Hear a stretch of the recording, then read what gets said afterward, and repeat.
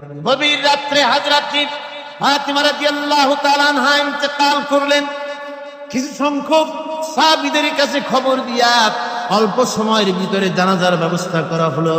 হযরত আবু যর গিফারী রাদিয়াল্লাহু তাআলা আনহু কবরের ভিতরে নেমে গেলেন। কবরের ভিতরে নেমে গিয়া হযরত আবু যর বলেন, রে কবর, তোর ভিতরে আজকে কাকে রাখবো? তুই কি তা জানিস নাকি? কোনো জবাব আসে না। হযরত আবু যর বলেন, কবর রে, তোর ভিতরে আজকে যাকে রাখবো তিনি হতেছে হযরত ইমাম হাসান হোসেনের মা। বেহেশতের সমস্ত জওয়ানদের সরদার হবেন যারা, সেই দুইজনের মা তোর ভিতরে রাখবো। খবরদার বেয়াদবি করবি না। কোনো জবাব না পেয়ে হযরত আবু যর বলেন, ওগো কবরের মাটি, তোর ভিতরে কাকে রাখবো কি জানিস? আসাদুল্লাহিল গালিব, দুনিয়ার সমস্ত কাফেরদের বিরুদ্ধে আল্লাহ রাব্বুল আলামিন যাকে বাঘ বানিয়ে পাঠালেন, সেই হযরত আলী তার স্ত্রী রেখে যাব। খবরদার বেয়াদবি করবি না। কোনো জবাব আসে না। হযরত আবু যর বলেন, কবরের মাটি, তোর ভিতরে যাকে রাখবো তিনি হলেন খাতুনে জান্নাত, বেহেশতের সমস্ত মহিলাদের সরদারিনী হবেন যে ফাতেমা, তারে রেখে যাব তোর ভিতরে। খবরদার কোনো বেয়াদবি করবি না। আবার হযরত আবু যর বলেন, কবরের মাটি, তোর ভিতরে কারে রাখবো কি জানিস? তোর ভিতরে আজকে যাকে রেখে যেতেছি তিনি হলেন আখেরি জামানার পয়গম্বর বিশ্বনবী জনাবে মুহাম্মদ রাসূলুল্লাহ সাল্লাল্লাহু আলাইহি ওয়াসাল্লামের কলিজার টুকরা মা ফাতেমাকে তোর ভিতরে রাখবো। খবরদার কবরের মাটি, বেয়াদবি করবি না। কিতাবে এসেছে হযরত আবু যরকে বাড়ি শুনতে পেলেন, আওয়াজ এলো, কে যেন বলতেছে, রে আবু যর, আমি ফাতেমা কি চিনি না, হাসান হোসেনের মা কি চিনি না, আলীর স্ত্রী চিনি না, রাসূলের মেয়ে মা ফাতেমা কি চিনি না। আমল যদি ভালো হয় আমার ভিতরে, আমল ভালো নিয়ে যে আসবে শান্তিতে থাকবে, আর আমল যদি খারাপ হয় আমার ভিতরে, তার অবস্থা চূড়ান্ত হয়ে যাবে। আমার ভাইরা, আমার বন্ধুগণ, আমলের উপরে ভিত্তি করে কিয়ামতের দিন নাজাত হবে। আমল যদি খারাপ হয়ে যায়, কিয়ামতের দিন কেউ তাকে বাঁচাতে পারবে না। এই জন্য কিয়ামতের ময়দানে, হাসরের দিনে আল্লাহর হাবিব জনাবে মুহাম্মদ রাসূলুল্লাহ সাল্লাল্লাহু আলাইহি ওয়াসাল্লাম সিজদায় পড়ে কাঁদতে থাকবেন। আল্লাহ রাব্বুল আলামিন বলেন, হাবিব রে, আপনি কাঁদেন কেন? আজকে তো আপনার কাঁদার দিন না। আমি আপনাকে মাকামে মাহমুদ দান করেছি, আমি আপনাকে কাউসার দান করেছি। আপনার আজকে সম্মানের দিন, মর্যাদার দিন, কাঁদেন কেন? আল্লাহর হাবিব বলবেন, রব্বুল আলামিন, মাকামে মাহমুদ পেয়েছি, কাউসার পেয়েছি, কান্দি এই জন্য আমি দেখতে পাচ্ছি আবার সামনে দিয়া ফেরেশতারা আমার উম্মতগুলি জাহান্নামের দিকে নিয়ে যায়। আল্লাহ রাব্বুল আলামিন বলবেন, ওগো আমার হাবিব, আমি আপনাকে ক্ষমতা দিলাম, আপনার জান্নাতি উম্মতগুলি আপনি বেছে নেন। আল্লাহর হাবিব তার জান্নাতের উম্মতগুলি বাঁচতে থাকবেন। হযরত আয়েশা বলেন, ইয়া রাসূলুল্লাহ, কিয়ামতের ময়দানে লক্ষ কোটি কোটি মানুষের ভিতরে আপনার জান্নাতি উম্মত আপনি চিনবেন কি করে? হুজুর বলেন, আয়েশা, কোন একটি ঘোড়ার কপাল যদি থাকে সাদা, এই সাদা কপালওয়ালা ঘোড়াটা যদি অসংখ্য ঘোড়ার ভিতরে যদি হারিয়ে যায়, তাহলে সাদা কপালওয়ালা ঘোড়ার মালিক তার ঘোড়াকে পাবে কিনা বলো? হযরত আয়েশা বলেন, হুজুর, অনায়াসে পাবে। আল্লাহ রাব্বুল আলামিনের হাবিব বলেন, আয়েশা রে, কিয়ামতের ময়দানে আমার যেই উম্মতেরা নামাজি ছিল, দিনদার ছিল, পরেজগার ছিল, দুনিয়ার বুকে ঈমান নিয়ে যারা চলাফেরা করেছে, আমার দিন কায়েমের আল্লাহর দ্বীনের জন্য যারা কাজ করেছে, ওদের চেহারা নূর চমকাতে থাকবে, ঈমানের নূর কিয়ামতের দিন চমকাতে থাকবে। সেই ঈমানের নূর দেখে দেখে আমি আমার জান্নাতি উম্মতগুলি আমি বেছে নেব। হযরত ফাতিমা রাদিয়াল্লাহু তাআলা আনহাকে রাসূলুল্লাহ সাল্লাল্লাহু আলাইহি ওয়াসাল্লাম অত্যন্ত ভালোবাসতেন, মহব্বত করতেন তার স্ত্রীদেরকেও। তার স্ত্রীরাও রাসূল করিম সাল্লাল্লাহু আলাইহি ওয়াসাল্লামকে ভালোবাসতেন প্রাণ উজাড় করে দিয়ে। নবীজি বলেছেন, কন্যার পিতাদেরকে গালি দিও না। অনেকে ঠিক কেন করে, বারবার মেয়ে হয় ছেলে একটাও হয় না, সেই জন্য টিটকারি বটকারি করে। আল্লাহর নবী বলেছেন মেয়ের পিতাকে গালি দিও না, ঠাট্টা করো না, যেহেতু আমি মুহাম্মদ রাসূলুল্লাহ সাল্লাল্লাহু আলাইহি ওয়াসাল্লাম, আমি মেয়েদের পিতা, আমি নিজে মেয়েদের পিতা। খাও না, মেয়েদের পিতাকে গালি দিও না। রাসূলুল্লাহ বলেছেন আকাশের নিচে জমিনের উপরে খাদিজার মতো মহিলা আর নাই। সেই হযরতে খাদিজা রাসূলের 4টি মেয়ে পেটে ধারণ করেছিলেন। সুবহানাল্লাহ। মেয়ের প্রতি রাসূলুল্লাহ যথেষ্ট মহব্বত করতেন, মেয়েকে খুব ভালোবাসতেন হুজুর সাল্লাল্লাহু আলাইহি ওয়াসাল্লাম। হুজুরের কলিজার টুকরা ছিলেন মা ফাতিমা রাদিয়াল্লাহু তাআলা আনহা। হুজুর যখন কোথাও যেতেন সকলের শেষে দেখা করতেন ফাতেমার সঙ্গে, আর বিদেশ থেকে সফর করে এসে সকলের আগে দেখা করতেন ফাতেমার সঙ্গে। সুবহানাল্লাহ। রাসূলুল্লাহ আরো বলেছেন তোমরা যখন বাজারে যাবে বা ব্যবসা করতে যাবে বা বিদেশে যাবে, আসার সময় যে সব হাদিয়া নিয়ে আসো। আমরা যখন বাইরে যাই, বাজারে যাই, কিছু হাদিয়া আনি না, জামা কাপড় চকলেট ইত্যাদি আমরা আনে থাকি। রাসূলুল্লাহ বলেছেন হাদিয়াগুলি তোমরা যারা বিদেশে যাও বাজারে যাও হাদিয়া আনবে, আর এনে ঘরের মধ্যে ঢুকে তা শুরু করবে মেয়েকে দিয়ে।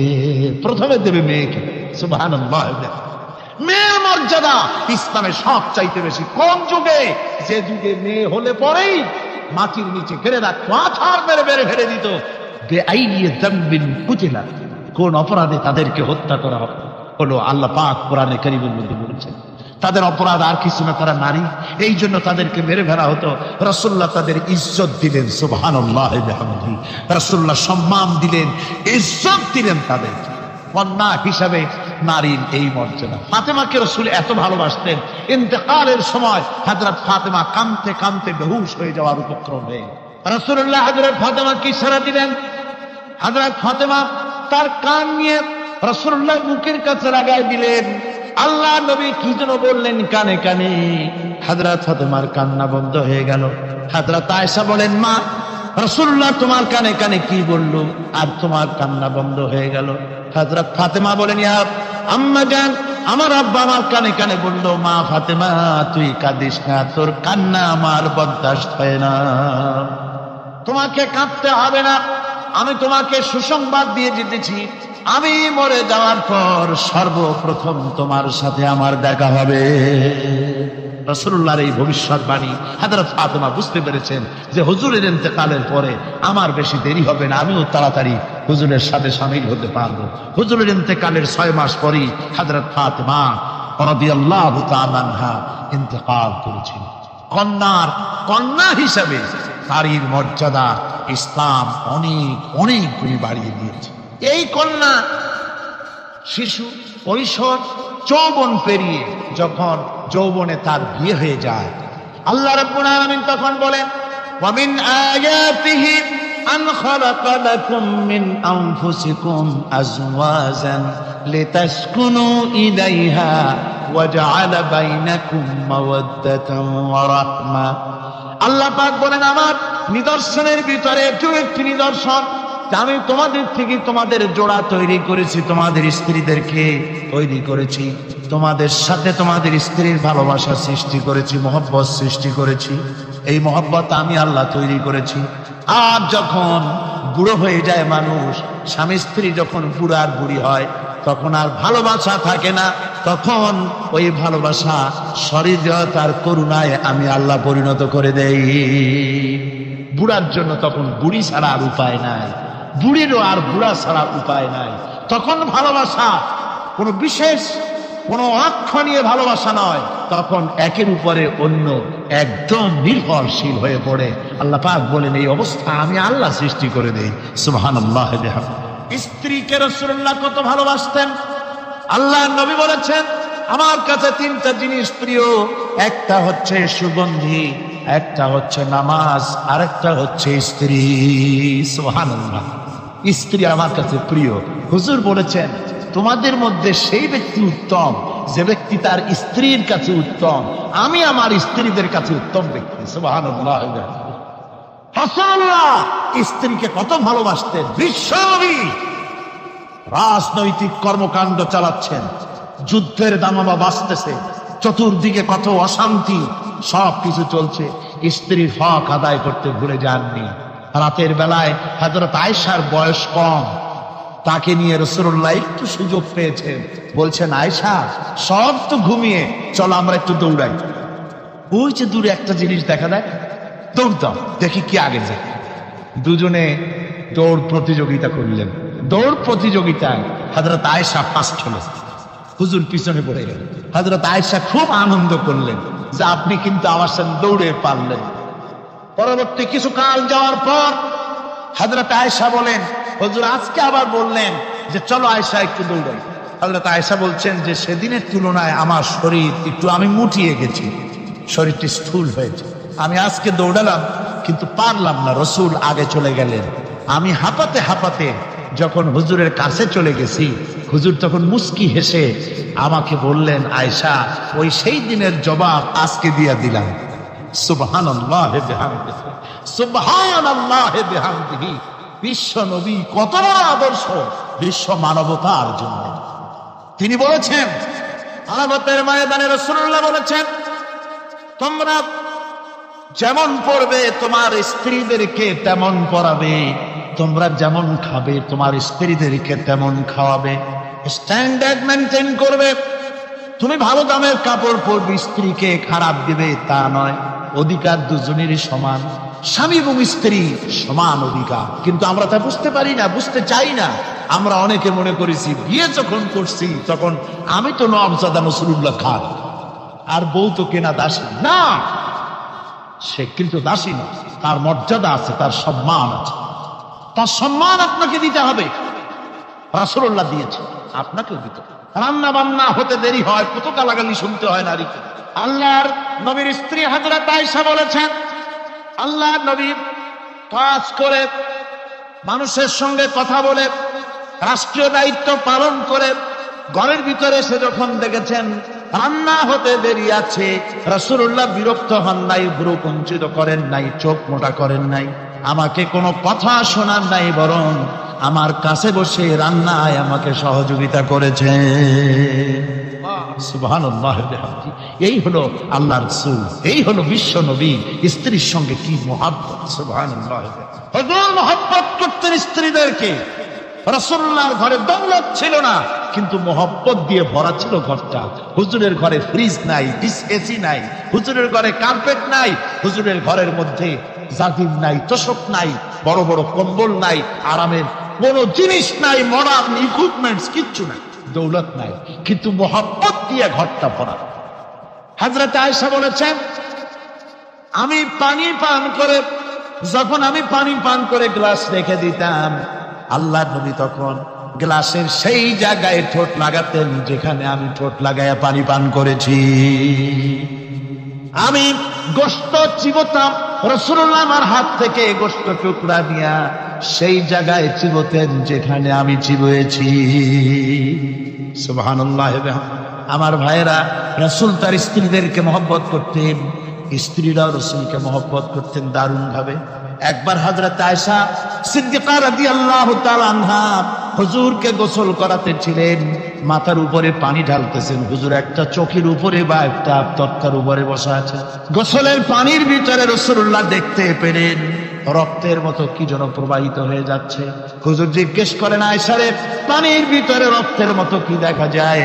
হযরত আয়েশা বলেন, হুজুর আপনি যখন বসেছিলেন অসতর্ক মুহূর্তে তক্তার নিচে আমার একটা আঙ্গুল পড়েছিল পায়ে, আঙ্গুলটা ফেটে বোধহয় রক্ত বেরোতেছে। রাসূলুল্লাহ তাড়াতাড়ি করে উঠলেন আর ওই আঙ্গুলকে ব্যান্ডেজ করে দিলেন। রাসূলুল্লাহ বললেন, আয়েশা রে, আঙ্গুল ফেটে গেছে, একটু আহাহু পর্যন্ত করলে না, এতক্ষণ তুমি কষ্ট করলে কেন? হযরত আয়েশা বলেন, ইয়া রাসূলুল্লাহ, ওটা তো একটা পায়ের আঙ্গুল। আয়েশার কলিজাটা ফেটে যদি রক্ত বেরোতো, রাসূলুল্লাহকে উঠতে বলতে আমি পারতাম না। কি মহব্বত রাসূলের সাথে! হযরত আয়েশা বলেন, হুজুর সাল্লাল্লাহু আলাইহি ওয়াসাল্লাম স্ত্রীদেরকে এত ভালোবাসতেন, আমাদের ঘরে গোশত টোস্ত তেমন রান্না বান্না খুব কম হতো। গোশত রান্না হবে কি, মাসের পর মাস চলে গেছে রাসূলের বাড়িতে। হুজুর স্ত্রীরা বলেছেন, আমাদের ঘরে চুলে আগুন জ্বলে নাই, একটু শুকনা রুটি, একটু শুকনা খেজুর আর একটু পানি খেয়ে আমাদের জীবন চলেছে। এরকমের অবস্থা হয়েছে। তারপরে এই অবস্থা চলেছে, এর মধ্যে যদি কখনো একটু গোশত আসছে, হুজুর যখন ছাগল ছাগল দুম্বা জবাও করেছে, এই দুম্বার গোশত নিয়ে ছাগলের গোশত নিয়ে রাসূলুল্লাহ নিজে বেরোতেন। হযরত খাদিজার বান্ধবী কোথায় আছে খুঁজে ওই বান্ধবীর কাছে গোশত পৌঁছে দিয়ে আসতে। হযরত আয়েশা বলেন, একদিন আমার ঘুম ভেঙে গেল, দেখি হুজুর আমার কাছে নেই, গেলেন কোথায়? খুঁজতে খুঁজতে যায় দেখি মসজিদে নববীর ভিতরে হুজুর হাত তুলে বসে আছেন, মোনাজাত করতেছেন। আমি পেছনে কি হাত তুলে আমি শুনতে পাচ্ছি নবীজি দোয়া করছেন, রব্বুল আলামিন কিয়ামতের ময়দানে যেদিন সন্তান তার পিতাকে ভুলে যাবে, মা তার সন্তানকে হারায় ফেলবে, ওই কঠিন হাসরের ময়দানে আমি যেন আমার খাদিজাকে হারাইয়া না যাই। মুনাজাতের শেষে হযরত আয়েশা বলেন, ইয়া রাসূলুল্লাহ, খাদিজার কথা আপনার এত কেন বারবার মনে পড়ে? একটা বুড়িরে বিয়ে করেছিলেন 25 বছর বয়সের সময়, 40 বছর বুড়ি, তার কথা কেন এত মহব্বত আপনার মনে পড়ে? তার থেকে যুবতী মেয়ে, সুন্দরী মেয়েকে আপনার স্ত্রী হিসেবে আপনি পান নাই? হুজুর বলেন, আয়েশা রে, খাদিজা সম্পর্কে এমন কথা তুমি আর বলো না। তোমরা সবাই আমার সুখের দিনের স্ত্রী, আর খাদিজা আমার এমন সময় স্ত্রী ছিল যখন মক্কায় আমার আশ্রয় ছিল না, তামাম মক্কা নগরীতে আমার আশ্রয় ছিল না। খাদিজার সঞ্চিত সমস্ত ধনরাশি ইসলাম কবুল করার পর দুহাতে খাদিজা বিতরণ করে দিয়েছে। হযরত আয়েশা বলেন, হুজুর আমার গোস্তাকি মাফ করে দেন, আমি আর এরকম বলবো না, তবে খাদিজা সম্পর্কে আমার কিছু একটু শোনান। হুজুর বলেন, আয়েশা শোনো, গভীর রাত যত রাত হোক না কেন, ইসলামের দাওয়াত দিয়ে দিয়ে গভীর রাত্রে আমি যখন বাসায় ফিরেছি, ঘরে এসেছি, দরজায় একটা মাত্র ডাক দিয়েছি, খাদিজা, অমনি দরজা খুলে গেছে। আমি জিজ্ঞেস করেছি, খাদিজা রে, যত রাত্রে আসলাম, যতবার আসলাম, একটা ডাকের বেশি লাগলো না, তুমি কি ঘুমাও না? হযরতে খাদিজা বলেছেন, ইয়া রাসূলুল্লাহ, আমার মনের ভিতরে ভয় থাকে, আল্লাহ রাসূল দিনের খেদমতে বাইরে আছেন, আমি যদি আরামে বিছানায় ঘুমায় থাকি আর নবীজি দরজায় তার কাছে দাঁড়ায় আমারে ডাকাডাকি করবে, উঠতে যদি দেরি হয়ে যায় নবীজির সঙ্গে বেয়াদবি হয়ে যাবে, এই মনে করে আপনি না আসা পর্যন্ত দরজার সাথে পিঠ লাগাইয়া আমি দাঁড়াইয়া দাঁড়াইয়া ঘুমাই। আমার ভাইরা, হযরতে খাদিজার ইজ্জত স্বয়ং আল্লাহ দিয়েছেন। কে দিয়েছে? হাদিস শরীফে এসেছে, রাসূলুল্লাহ জাবালে নূরে বসা, গারে হেরার ভিতরে বসা, হযরতে জিবরাইল রাসূলুল্লাহর সঙ্গে কথা বলতেছেন। একটু পরে হযরতে জিবরাইল বলেন, ইয়া রাসূলুল্লাহ, আমি আর এখানে বসবো না, আমি এখন চলছি। আমি দেখতে পাচ্ছি খাদিজা আসতেছে আপনার জন্য খাবার নিয়ে। খাদিজা যখন আপনার কাছে পৌঁছে যাবে, আপনি খাদিজাকে শোনায় দিবেন আল্লাহ রাব্বুল আলামিন খাদিজাকে সালাম জানাইছে। সুবহানাল্লাহ।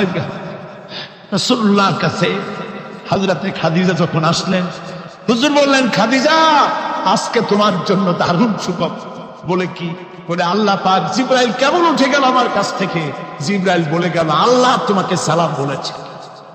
হযরত খাদিজা কেঁদে ফেললেন, বললেন, ইয়া রাসূলুল্লাহ, আমার নারী জন্ম সার্থক, আল্লাহ আমাকে সালাম বলেছে, এর জবাব কেমনে দিতে হয় হুজুর আমি তো জানি না, আপনি আমার পক্ষ থেকে আল্লাহর সালাম কিভাবে দেওয়া লাগে আপনি দিয়ে দিন, আমি তো বুঝি না কেমনে আল্লাহর সালামের জবাব দেব। হুজুর বললেন, খাদিজা, শুধু আল্লাহ নয়, জিবরাইলও তোমাকে সালাম বলে গেছে। হযরতে খাদিজা বললেন, হযরত জিবরাইলকে আমার সালামের জবাবটা ওয়ালাইকুম সালাম বলে।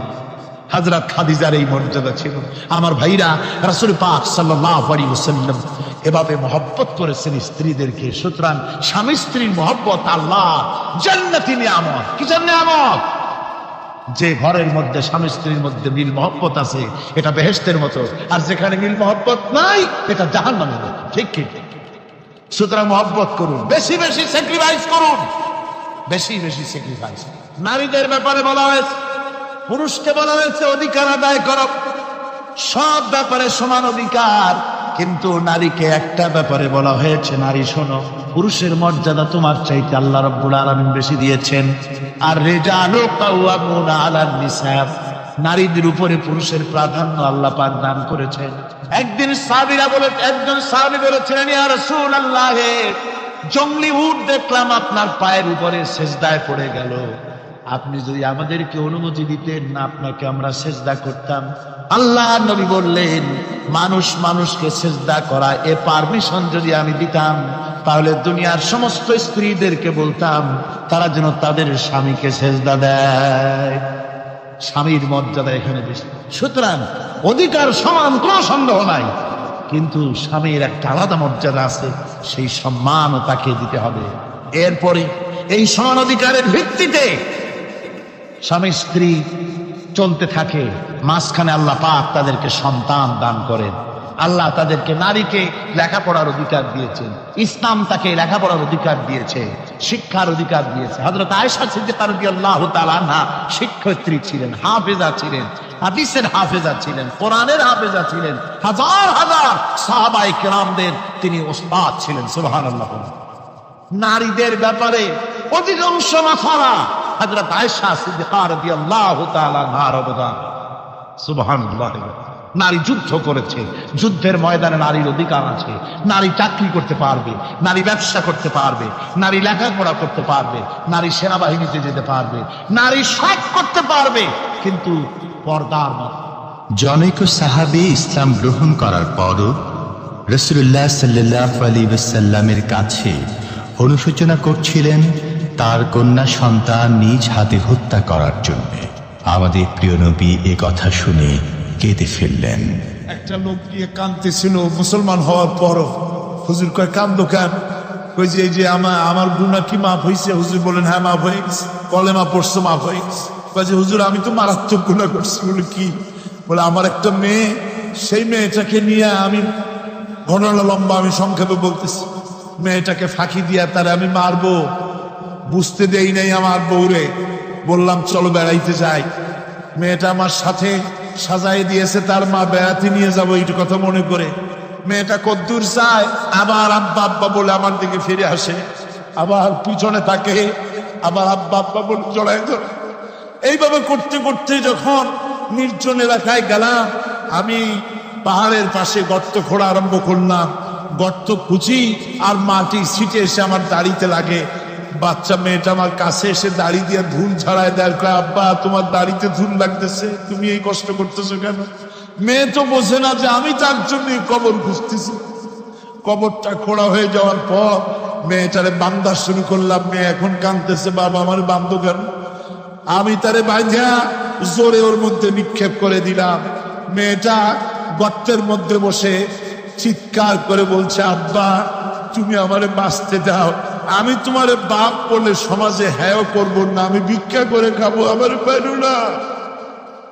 লোকটি বলছি, আর রাসূলুল্লাহ আমার মনে দরদ আসলো। আমি একটা পাথর উঁচু করে আমার মেয়ের বুক লক্ষ্য করে জোরে মেরে দিলাম। বুকটা ফেটে রক্ত ফিনকি দিয়ে উঠলো। আর মেয়ের বুক থেকে আওয়াজ বেরোলো, আমার কালে যেন এখনো সেই আওয়াজ বাজে। হাদিস শরীফে এসেছে, হুজুরের চোখের পানি দাড়ি ভিজে ভিজে জামার উপরে পড়তেছিল। হুজুর বললেন, না হারে, মানুষও পারে এইরকম কাম করতে।